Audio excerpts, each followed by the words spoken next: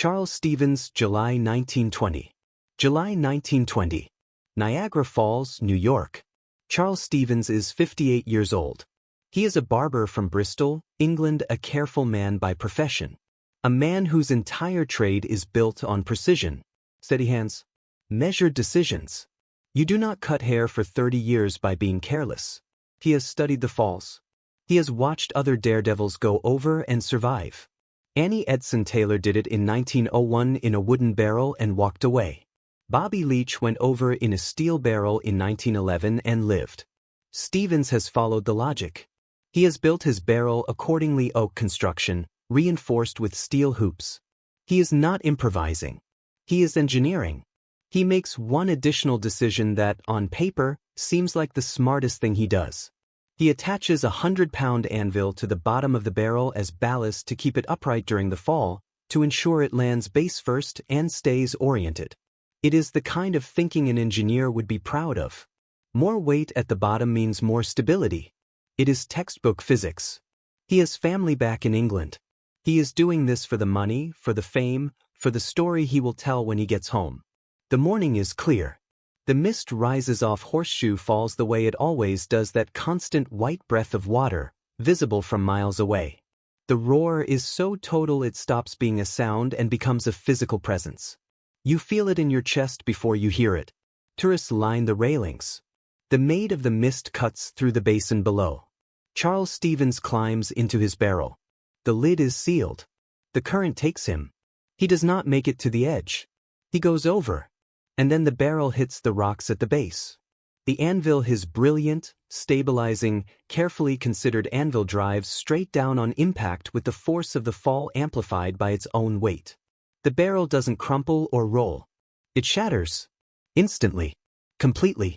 The only piece of Charles Stevens ever recovered was a single right arm, still strapped inside a fragment of the wreckage. Here's what actually killed him, and it wasn't the fall. The Niagara River drops 167 feet at Horseshoe Falls and hits the plunge pool at the base, moving at roughly 25 miles per hour. For a barrel to survive that, it needs to absorb and distribute impact energy across its entire structure: flex, compress, roll. Rigid barrels that go over the falls intact typically survive because they bounce, they roll, they give. Stevens eliminated that flexibility. The anvil meant to keep the barrel upright ensured it hit base first with perfect vertical orientation and zero rotational absorption. All 750,000 gallons per second of the Niagara River were driving that barrel straight down into jagged limestone. The ballast turned his survival vessel into a pile driver. This is called catastrophic structural failure under concentrated load, and it is not survivable at that velocity regardless of barrel quality. The anvil that was supposed to save him ensured the impact was as violent as it could possibly be. Charles Stevens was a methodical man who made one calculated decision that was technically sound in isolation and lethal in context. His family in Bristol received the news weeks later. No body to bury. No grave to visit.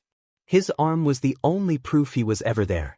What makes that story almost unbearable is this. The physics that killed Stevens were entirely predictable. Somebody knew. And what comes next involves a man who was warned not by physics, but by his own father. William Red Hill Jr., August 5, 1951. August 5, 1951. Niagara River, Ontario. William Hill Jr. is carrying a name that was never entirely his to carry. His father, William Red Hill Sr., was one of the most celebrated figures in Niagara Falls history. A riverman, a rescuer, a legend. Red Hill Sr. pulled over 177 bodies from the Niagara River over his lifetime. He went over the falls himself, survived, and spent decades warning others about the river's moods, its hidden hydraulics, its recirculating currents, the places where the water does not escape. Red Hill Sr. knew this river the way a surgeon knows anatomy. Red Hill Sr. is dead by 1951. And his son is struggling. Junior is facing financial pressure. The family legacy is fading. Tourism is changing, and the golden era of Niagara daredevils is being written about in past tense. He wants to recapture what his father had: the respect, the name recognition, the income that came with being the hill who conquered the falls. He builds a vessel. He calls it the Thing. That name should tell you everything. The Thing is assembled from inner tubes, the rubber kind, the kind you float in a swimming pool on a summer afternoon. He binds them together with canvas straps and fishing nets. There is no rigid frame, no steel reinforcement, no sealed capsule to trap air or protect the human body. It looks, by all surviving accounts, exactly like what it is, a pile of rubber and rope arranged with hope and very little engineering. People around him express concern. One account notes that observers at the riverbank found it difficult to watch him prepare. He goes anyway. The morning of August 5th is humid and bright. The falls are doing what the falls always do, that endless, indifferent roar. Hill Jr. climbs into the Thing and enters the current. He reaches the brink. He goes over. The Thing falls apart in the air before it hits the water. It does not make the plunge pool as a vessel. It arrives as debris.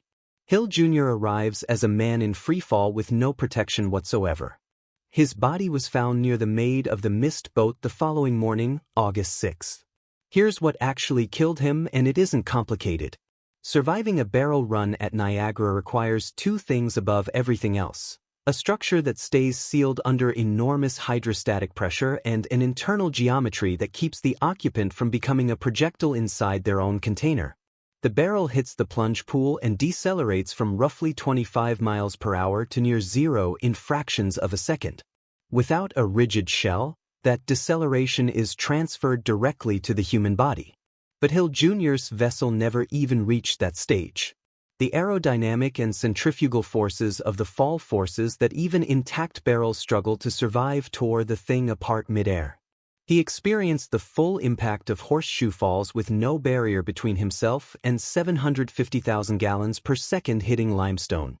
His father had spent decades learning exactly what that river could do to a human body. Red Hill Sr. had pulled those bodies out of the water himself. The son knew everything his father knew, and still believed that rubber and rope could protect him from a force that had killed people inside reinforced steel. The disaster did produce one lasting result. The death of William "Red" Hill Jr. directly prompted Canadian authorities to implement stricter regulations and harsher penalties for unauthorized stunts at Niagara Falls. His death, in other words, created the legal framework that was supposed to prevent the next one. That framework, as we are about to see, cannot legislate physics or engine failure. James Honeycutt, Roger and Day and Woodward, July 9, 1960. July 9, 1960. Upper Niagara River, above Horseshoe Falls. James Honeycutt is 40 years old. He is a contractor from Raleigh, North Carolina, not a daredevil, not a thrill-seeker. He is a responsible adult taking two children on a boat ride on a sunny summer afternoon, the kind of afternoon that people photograph and paste into scrapbooks. He has done nothing reckless. He has not made any bad decisions. He puts life jackets on the kids. Roger Woodward is 7 years old. His sister Diane is 17.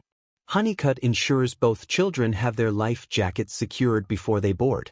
He does not put one on himself. There is no particular reason to think he needs to hurry. There is time. The upper Niagara River, above the falls, looks like any other river. Wide, blue, gleaming in the July sun. The current exists, but it is invisible from the surface, a deceptive calm that hides water moving toward a 167-foot drop.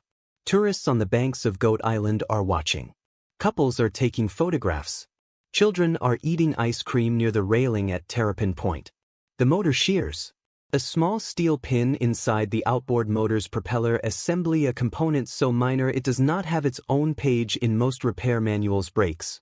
It is called a shear pin, and it is designed to fail under overload to protect the larger engine. When it fails here, the propeller stops.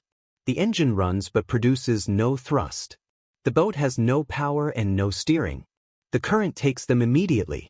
Honeycutt tries everything. You do not improvise a solution when the Niagara River has already made its decision. He gets the kids to hold on.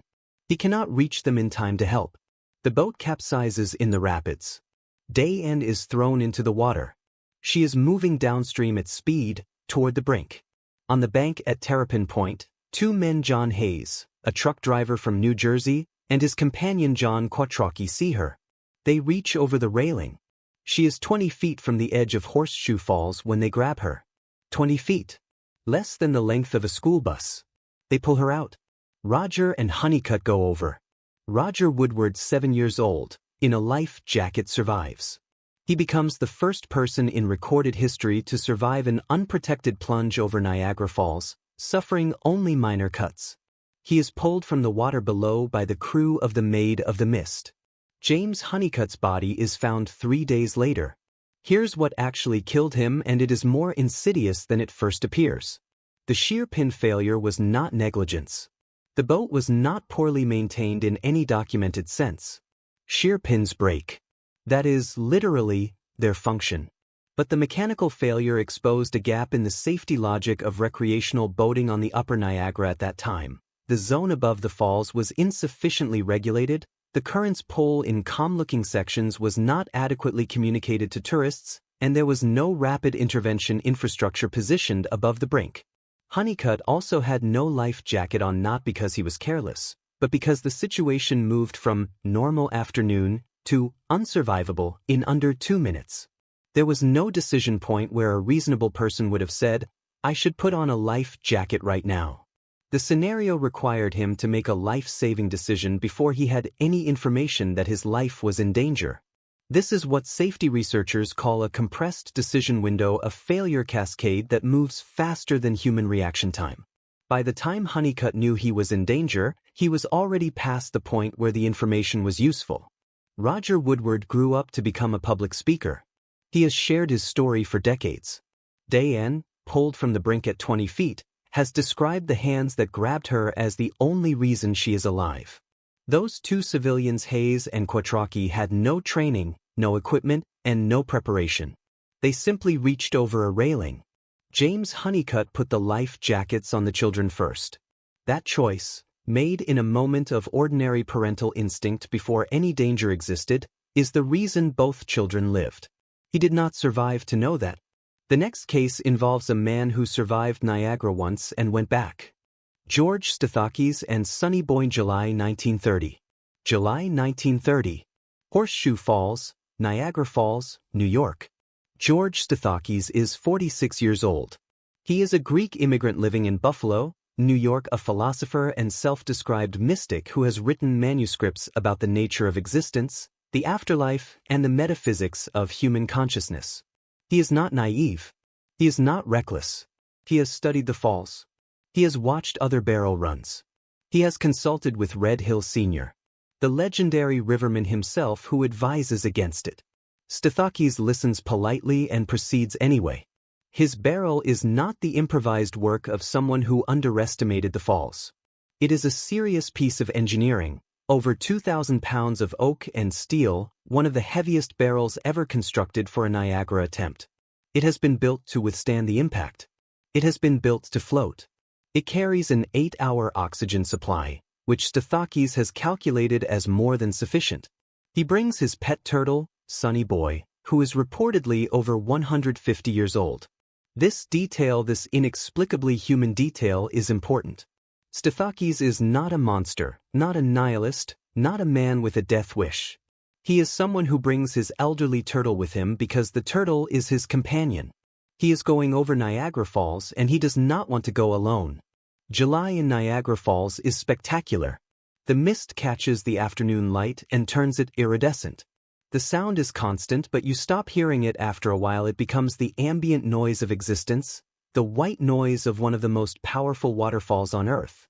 Tourists line both banks. Cameras click. The Maid of the Mist moves through the basin. Stathakis seals himself and Sonny Boy inside the barrel. The current takes it. The barrel goes over the falls. It survives the drop. It bobs to the surface intact. And then it does not move. The barrel is caught in what Niagara veterans call the hydraulic below the falls, a recirculating current created where the enormous volume of falling water meets the plunge pool and creates a churning vortex that traps floating objects. The barrel spins. It circulates. It cannot escape. Rescuers see it. They cannot reach it. Hours pass. 8 hours in, the oxygen supply is exhausted. The barrel remains trapped for 22 hours total before the current finally releases it. When rescuers open the barrel, George Stathakis is dead. Sonny Boy is alive. Here's what actually killed him, and the engineering is almost cruel in its precision. The hydraulic jump below Niagara Falls creates what is technically called a surface roller or recirculating hydraulic, the same physics that makes low-head dams so deadly. Water falling from height creates a boil of aerated, churning water at the base. Objects that enter this zone often cannot escape under their own buoyancy because the churning water is less dense than normal water. It holds less oxygen in its composition and provides less buoyancy. Objects can be trapped for hours. Stathakis's barrel was heavy enough to survive the impact.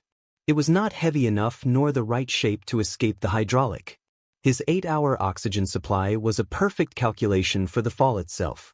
It was a catastrophic underestimation of the possibility that he would survive the fall and then be imprisoned in physics he could not have anticipated.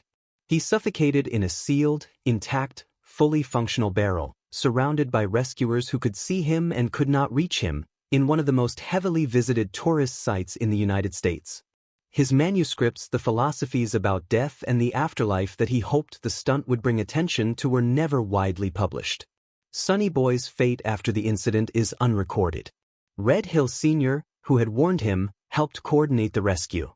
The irony is structural. The man who went over Niagara Falls to promote his ideas about what happens after death spent his final hours experiencing a slow, sealed, suffocating answer to that very question, not from the falls, but from a pocket of aerated water that his barrel could not escape.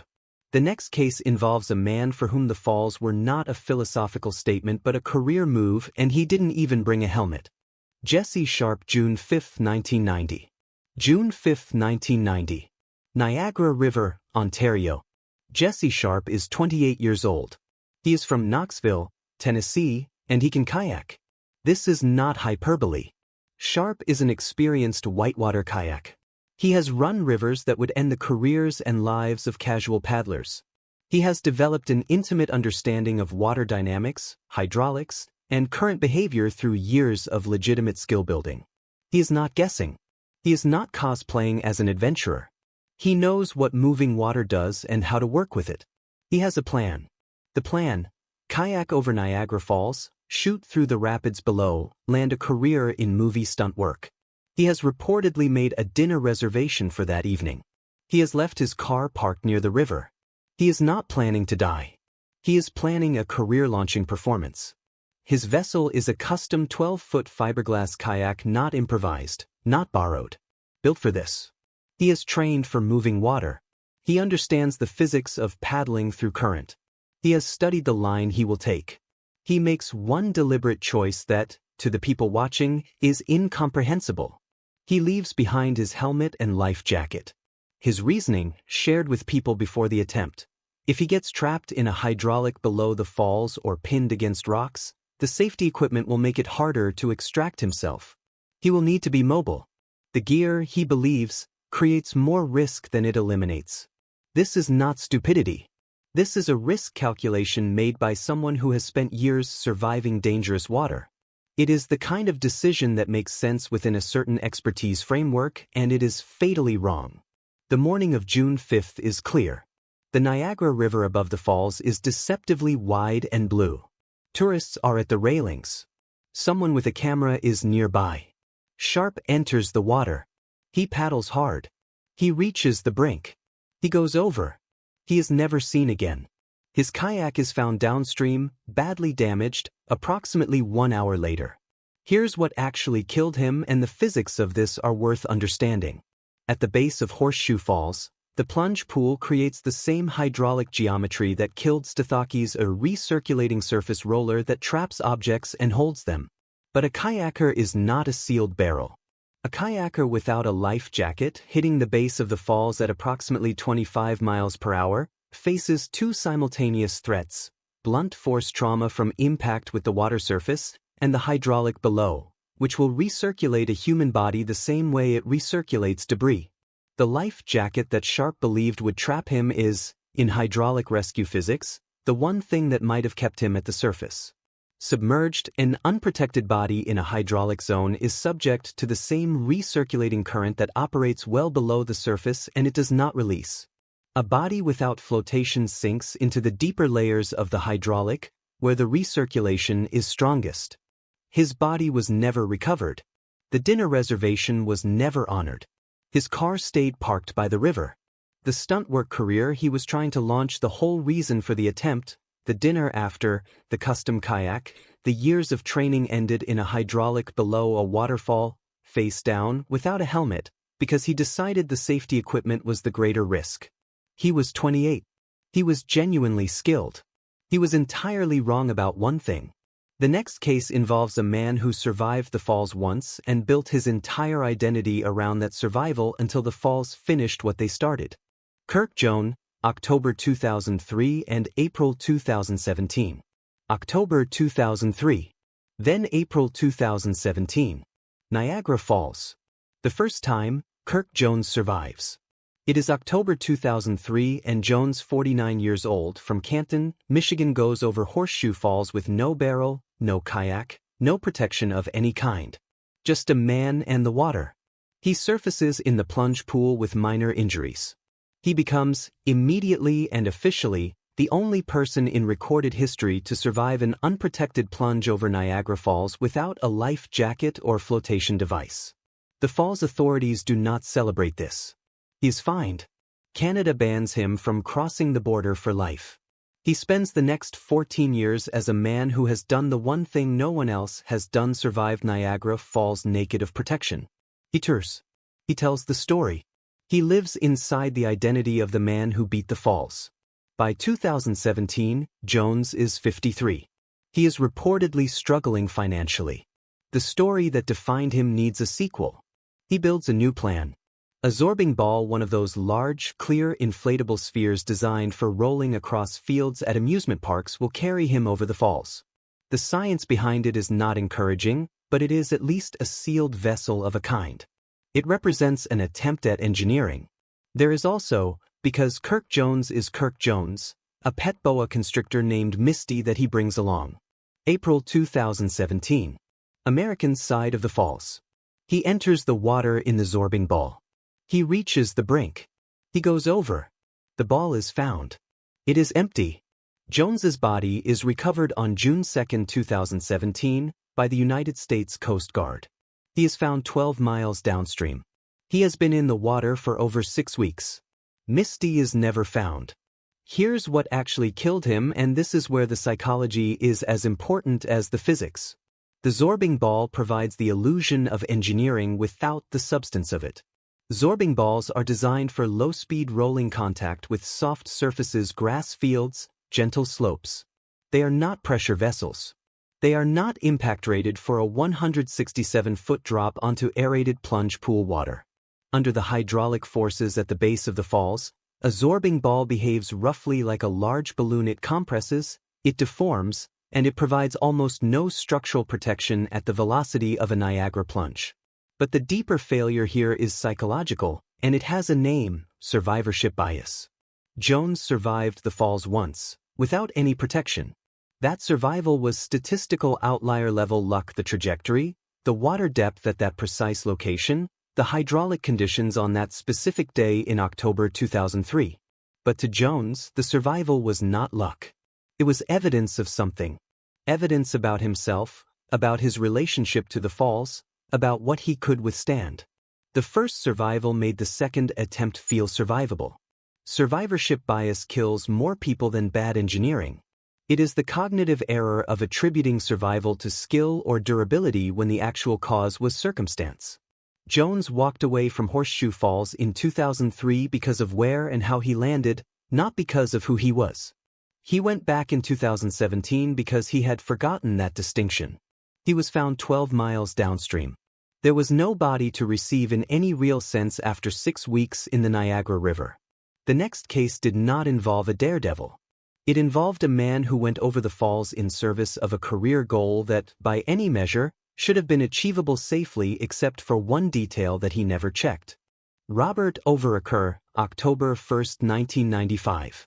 October 1, 1995. Horseshoe Falls, Niagara Falls, Ontario. Robert Overocker is 39 years old. He is from Camarillo, California, And he has been planning this for 7 years. 7 years. He does not wake up one morning and decide to ride a jet ski over Niagara Falls. He builds toward it. He trains. He fundraises. He designs the equipment. He has a cause raising awareness for homelessness in America and a mechanism, a rocket-propelled parachute that will deploy at the brink, catching air and lowering him safely to the plunge pool as the jet ski goes over without him. The stunt has coherent engineering logic. The jet ski provides the approach speed and directional control to hit the brink at the right angle. The rocket-propelled chute eliminates the survival problem. He will not go over. He will eject and float. The falls become a backdrop, not a threat. His wife, Lori, is somewhere at the falls that day. A German tourist named Manfred Baldies has a video camera rolling from the bank. October 1st, Overker rides the jet ski across the Niagara River. He is precise. 7 years of preparation in his muscle memory. He hits the brink at the right speed, at the right angle. The rocket fires. The parachute deploys and detaches from his harness. He watches it go up without him. He goes over the falls. 180 feet. No protection. No plan for this possibility. Manfred Baldies' camera catches the moment. The parachute rises. Overker falls. The Maid of the Mist crew recovers his body from the plunge pool. He is pronounced dead at the hospital. Here's what actually killed him, and it is perhaps the most preventable death in this entire video. Post-incident investigation revealed that Overker had not packed the parachute himself. This is not a legal technicality. In parachute and base jumping culture and rocket-deployed chute systems fall within this discipline, the foundational safety protocol is that the jumper packs their own chute. Not because it is tradition, but because packing creates intimate familiarity with the connection points, the deployment sequence, and the harness attachment. Someone else packing your chute means someone else decided whether your harness connection was secure. The harness connection was not secure. The rocket fired. The chute opened. The harness attachment released. The chute was never connected to him in the way it needed to be. 7 years of planning. 7 years of designing, training, building the jet ski approach, calculating the brink speed. And the one thing that was supposed to make all of it survivable, the one component between him and a 180-foot fall, was packed by someone else. Robert Overker wanted the world to think about homeless people. He had a message. He had a cause. The story that emerged from October 1, 1995, is not about homelessness. It is about a parachute that went up without its owner. Lori Overker lost her husband that afternoon. The footage Manfred Baldies captured has circulated on the internet for decades, a real-time record of the precise moment a 7-year plan failed in 3 seconds. What follows is a case that involves no stunt, no plan, no engineering, just a young woman, a photograph, and a moment of lost footing. Ayano Tokumasu, August 14, 2011. August 14, 2011. Horseshoe Falls, Niagara Falls, Ontario. Ayano Tokumasu is 20 years old. She is a Japanese exchange student studying at Hansa Language Center in Toronto. She is on a day trip to Niagara Falls with her classmates, a summer excursion, a tourist afternoon, the kind of trip that gets posted to social media and recounted over dinner. She is not a daredevil. She is not seeking fame. She is not making any kind of statement. She wants a better photograph. The stone barrier at Horseshoe Falls on the Canadian side is a low wall, not an invisible boundary, not an unmarked edge. There are guardrails. There are signs. The barrier is designed to communicate. This is where the public space ends. Beyond this is not public space. Ayano climbs over. She positions herself on the other side of the barrier, above the rushing current, to pose for a photo. She is not in the water yet. She is on a ledge or a rock face, close enough to the current to feel the mist, close enough that the photograph will show the falls behind her rather than a railing. Tourists Andrea Smith and Jason Watson are nearby. She appears in the background of a photograph they are taking, not the subject, just a person near the barrier. She tries to climb back over. She loses her footing. She falls into the current. It takes her. She goes over Horseshoe Falls. Her body is recovered 4 days later, on August 18th, by an employee at the Cave of the Winds attraction on the American side of the falls. Here's what actually killed her, and this is a failure of both physics and perception. The ledge beyond the barrier at Horseshoe Falls is not a stable platform. The stone and rock face above the brink is constantly wet, constantly mist-covered, and constantly subject to the current that runs along the river floor. The footing that looks solid from a distance is the most dangerous ground at Niagara, slick with permanent moisture, angled toward the drop, with no purchase. A person who loses balance here has approximately zero reaction time before entering water that is already moving at current speed toward the brink. The more important layer is perceptual.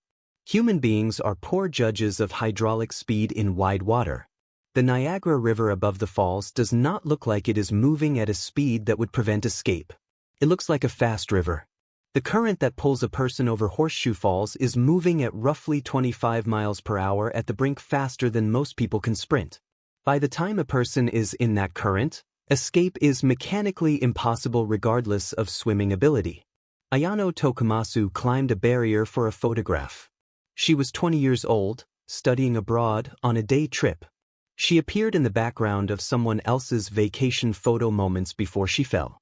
Her language school classmates made the trip back to Toronto without her that afternoon. Her body was found 4 days later by someone going to work. There are no lessons here that require elaborate analysis. She climbed a barrier. The ground on the other side was wet. That was enough. The next case is the one that resists every framework. It does not involve miscalculation, hubris, or bad engineering. It involves a mother, 2 children, and a darkness that Niagara Falls did not create. Dunya Sayegh and baby Hessam, summer 1981. Summer 1981. Horseshoe Falls, Canadian side, Niagara Falls, Ontario. Dunya Sayegh is a young woman visiting Niagara Falls with her husband, Rafiq Sayegh, and their infant son, Hessam. Hessam is 2 months old. 2 months. Not old enough to focus his eyes consistently. Not old enough to understand what the roaring sound is. Small enough to carry in one arm. The falls are doing what they always do, that constant, total, consuming presence. It is a summer day. Families are at the railings. The mist is in the air. The stone safety barrier along the Canadian side of Horseshoe Falls stands approximately 3 feet high waist level on most adults. What happens next depends entirely on who you believe. Dunya Sayegh later states that she suffered a dizzy spell, that she lost her balance, that in the disorientation of that moment, she dropped her infant son over the 3-foot barrier, that it was an accident. Hessam goes over the falls. His body is never recovered. A few days later, Dunya Sayegh is arrested and charged with second-degree murder. Police have conducted simulation tests using a doll, attempting to recreate the physics of an accidental drop over a 3-foot barrier. Their findings suggest that the arc required to send an infant over that barrier not onto the ground in front of it, not against the base of it, but over it and into the current would be inconsistent with the mechanics of a dizzy stumble. The case goes to trial. Defense attorney Edward Greenspan, one of the most prominent criminal lawyers in Canadian history, argues that the police testing methodology is unreliable. That doll simulations do not replicate human physics with sufficient precision. That the evidence is insufficient to convict.